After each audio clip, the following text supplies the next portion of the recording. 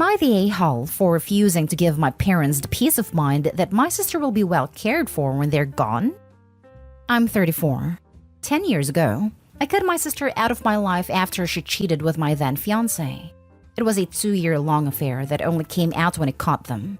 She was pregnant and pretended it was the result of a one-night stand. They both knew I would never forgive them if I found out. And according to my ex, they were hoping I would love being an aunt and it would be easier to carry around behind my back if I was busy with a baby. They ended up getting married and having 2 kids. Then 3 years ago, my sister was involved in a car wreck and she suffered life-changing injuries. My parents stepped up to be her full-time caregivers as she will never be able to take care of herself. About a year later, her husband/my ex died, and their kids went to his parents while my parents became my sister's legal guardians. A few months ago, they started dropping hints about wanting me to step up after they're gone. Then a month ago, my parents called and asked me to meet them. They said they're worried what will happen to her when they're gone, or even if they are no longer able to care for her in a few years, and would I take over? Either by putting her in a care facility and making sure she's cared for, or physically taking care of her myself.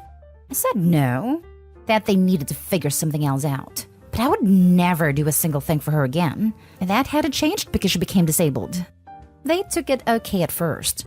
Then a week ago, when I had it called to change my mind, they said I was the a-hole for not doing it for them. To give them the peace of mind if nothing else. Because even after what she did, she's still their daughter, and she can't advocate for herself. Am I the a-hole? Now for the comments. Not an a-hole. Your sister burned down that particular bridge. Exactly. Plus, it's not your job to take care of someone who betrayed you. It is the same as it is for abusive parents who become elderly. No one should expect you to come back into their lives simply because they can no longer look after themselves. I think it is pretty horrible for the parents to put this guilt on Opie. Not an a-hole, but boy, talk about karma though.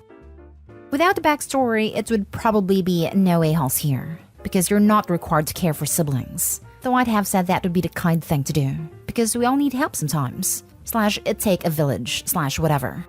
But with backstory, not an a-hole. She cheated and was never sorry. If she hadn't been in the accident, you wouldn't have ever interacted with her again. If your parents are asking you to make sure she's taken care of in a facility, it sounds like there's money available. They should set up a trust or find a friend of your sister's to have them oversee the situation. You don't need to be dragged in. The sister also has kids and parents-in-law. If the kids are adults when she needs to go to a care home, they may be able to help.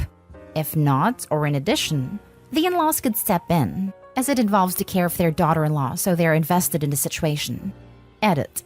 Unless the grandparents are too old / have passed away, but then the kids may be adults who can help their mom in some way.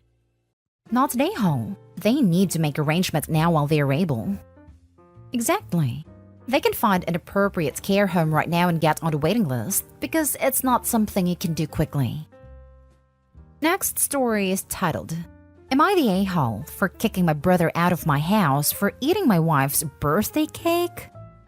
My male 28 brother Steve, male 23, moved in with me after he got kicked out of his college dorm for repeated violations.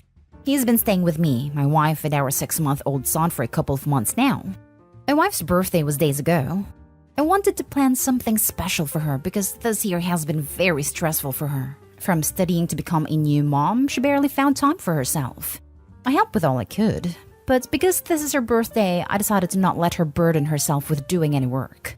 On her birthday, I made reservation for a spa session she has been needing for so long, and I started getting everything done. The cake arrived from the bakery at 11 a.m., and I asked Steve and his buddy Jason to help with the decoration. I gave few tasks to get done while I went to take care of my son and get him to sleep.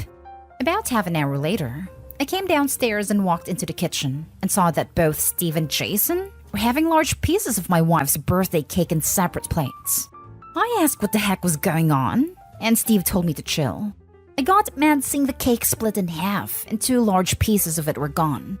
I flipped out and told him this wasn't for him to take. He said he and his buddy got hungry from helping me out and really wanted to try some of the cake because it looked delicious. I yelled at him about how awful and disrespectful what he did was. And he said I was overreacting since he left enough for me, my wife, and the guests. But it's not about that. He ruined the cake that I spent a week ordering from the bakery. I told him my wife wouldn't even like how it looked and won't even get the chance to blow the candles. He said, "I'm sorry, alright? But you're just being a little too dramatic about a piece of cake." Then Jason said, "Yeah, man. Besides, who cares about some stupid candle blow? Totally unhygienic. Is your wife like 5? I lost it. I kicked Jason out and told Steve to pack and leave my house. He said he couldn't believe I'd seriously tell him to get out over something so small. I told him this was my wife's birthday cake. I just said he could talk to her and explain, but I had none of it. I had him pack and leave. My father called and got all pissed, telling me I was out of my mind to kick my brother out with nowhere to go over a birthday cake. I live in the city where Steve's college is, but my family live far away. He and Mom told me to go pick Steve up where he's staying, but I said no. My actions were called disgraceful and immature for reacting this way over a cake. Am I the a-hole? Not the a-hole. And we all see why Steve was kicked out of his dorm for repeated violations. He probably treated his dorm mates with the same respect he treated you and your wife. Based on Mom and Dad's response, it seems pretty obvious why the brother is the way he is. Rotten from the core, with zero empathy, and too dumb to realize the world does not rotate around him. Not today, OP. Though I would not have allowed him to move in the first place after getting kicked out of the university housing. Exposing my 6-month-old to that level of instability wouldn't have been a no-go.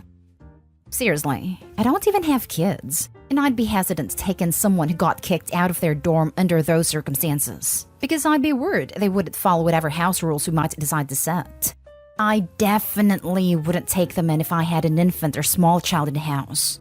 I get that some universities are super strict with their housing rules, and if someone had been kicked out just for smoking grass one time, that's a situation I might be able to sympathize with. But here, it was multiple violations, and I hope it doesn't specify what they were. But I'm willing to bet that if I saw that person's track record, I wouldn't feel comfortable having them live with me. Not today, home. I'm sorry, but in what world do you dig into someone's birthday cake before their actual birthday celebration? If Steve doesn't have somewhere to live, it's his own fault for making, what sounds like, a long series of bad decisions. Everyone knows you don't cut a birthday cake before the party. If this was the only food in the house and they were starving, that still would have made them a-holes. But to just blow it off like, meh, there's enough left for the birthday person, is just mind-boggling levels of failness. Good for you for kicking those two out. And thank you for taking such good care of your wife for her birthday. I'm sure at least the spa day turned out well. And hopefully she'll learn to laugh at this cake story. Not today, home. My actions were called disgraceful and immature. And what were your brother's actions called? It's very apparent he has boundary/behavior issues. Otherwise, he'd still be living in campus. He's supposed to be learning adult skills. Seems he's failing miserably. Next story. Am I the a-hole for refusing to make a second meal during a family dinner? My husband and I hosted his family for dinner last weekend, and a situation arose where I am now being called out. I don't want to see what you all think. My husband's parents, brother, sister-in-law, and 3 nephews came to eat at our house. About an hour before dinner was served, my brother-in-law pulled me aside and said their youngest was being a picky eater and wouldn't eat the lasagna or salad I had made. So he asked me to make this specific dish for him.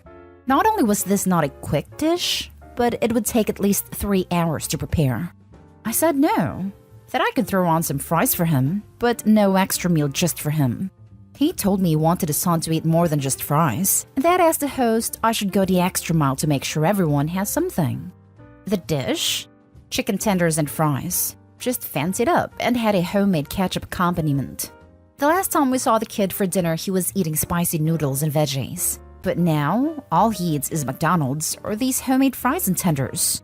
I don't remember what side the recipe was for, but the tenders required an awful lot of prep and ingredients. We had most of it, but that was beside the point in my eyes.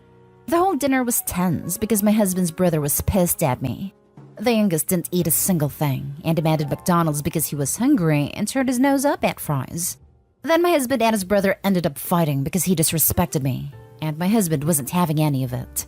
My husband's parents complained that I made things awkward. This was after dinner. I think it's ridiculous, but are they right? Am I the a-hole here? Now for the top comments. Not today haul. If parents have a child with a picky appetite and a rude attitude towards eating what's provided, it's the parent's responsibility to show up with food that their child will eat. Your brother-in-law knew his child would not eat anything provided. It was his job to take care of the matter, not yours.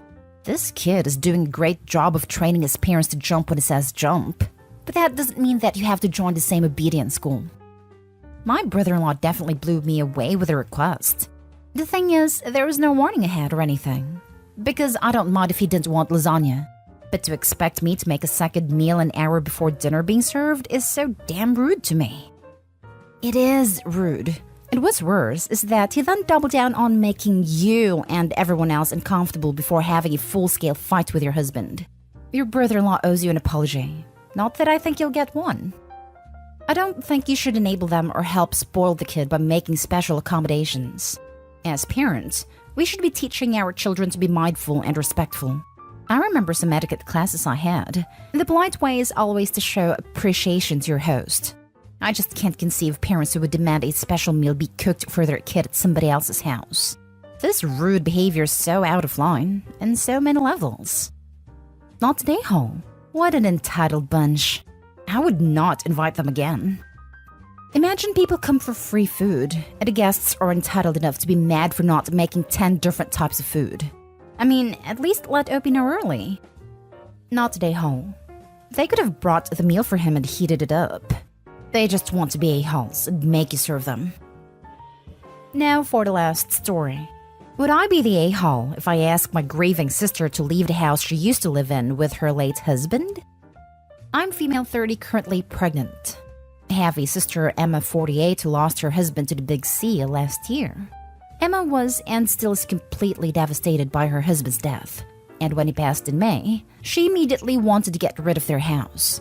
As soon as she told me she wanted to sell, I jumped on the chance. Her house has literally been my dream house since I was a child, and Emma was very happy for it to stay in the family. She wanted to sell it to me for ridiculously cheap, but I insisted on paying only very little below market price. She was grateful. We set up the contract. The sale was officially closed in July. Very quick sale. Emma moved about 5 hours away into a flat in a fairly big city and seemed very happy there for the last year. Then her new therapist made her understand that she's never really given herself time to grieve properly. And so recently she asked me if she could move back into the house to find a way to say goodbye. I admittedly was hesitant. I'm due with my first child in October. I'm a single mom. I'm in the process of renovating some space for my daughter. However, I agreed, and Emma has been living with me for about 4 weeks now. Things are not going great. She cries all day, every day, which she says is normal as per her therapist, but makes me really worry. She still acts as if the house is hers, rearranging my things, using things without asking.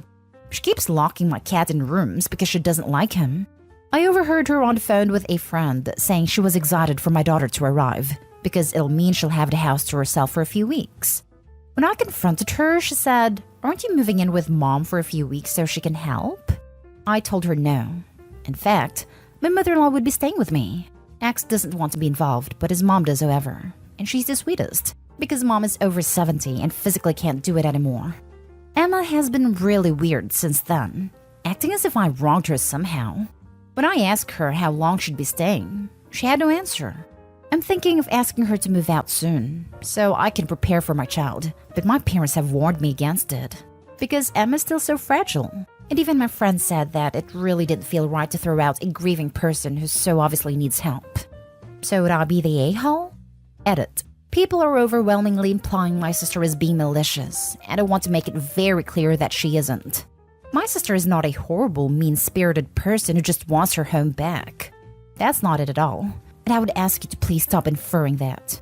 She is a deeply hurt, devastated person who just wants to find a way to reconnect with her late husband after she sold everything relating to him that she had out of grief and pain. If she was anything like some people in the comments suggest, I would not feel so heartbroken thinking I might have to kick her out. Info. Have you asked your sister to do a group session with her therapist? I'm guessing that therapist is not fully informed of this situation. Her therapist is a lovely lady. I've met her once before, actually. She did not suggest my sister move in with me. She suggested my sister moved on too fast. Emma literally sold absolutely everything relating to my brother-in-law because she couldn't handle the pain. She got rid of everything in a matter of weeks, and then moved far away so she wouldn't even have to see the places they've been at together anymore. My house is literally the only thing she's left that directly connects her to her husband in a significant way. Okay, you definitely need to do a joint session. Therapist will almost certainly light a fire under your sister's butt, which needs to be done. But it's best if it's not you doing the pushing. Not today, home. Question. Do you think the therapist really suggested she move back home? Or was this possibly a way for her to get back into her comfort zone? You're about to bring a child home, and that child is your priority. Tell your sister there are going to be some non-negotiable house rules. And if she's unable to adhere to them, then she should likely start to find another place. You paid for the home and welcomed her to grieve. This is not her new normal situation. You didn't sign up for that. Good luck with your baby. From what she told me, and I believe her therapist made her realize she pushed everything related to her husband away immediately because she couldn't handle the pain. She sold a house, got rid of almost all of their joint possessions, his clothing, books, art they collected, etc. She got rid of everything in a matter of weeks and then moved far away so she wouldn't even have to see the places they've been at together anymore. So yeah, I can see where the therapist is coming from. My house is literally the only thing she has left that directly connects her to her husband in a significant way. Not today, home. We set up the contracts. The sale was officially closed in July. Your sister acting as if that house still belongs to her is not justifiable. I don't care how much she's grieving or if it still holds sentimental value. She signed a contract. You should contact a lawyer and inform yourself about what could be done because she's not going to leave your house willingly. That's going too far. I'm not evicting my own grieving sister. I already feel bad just about talking to her about leaving. My family would also never let me live that down. Just because it is legally my house doesn't mean I don't want to help her get better.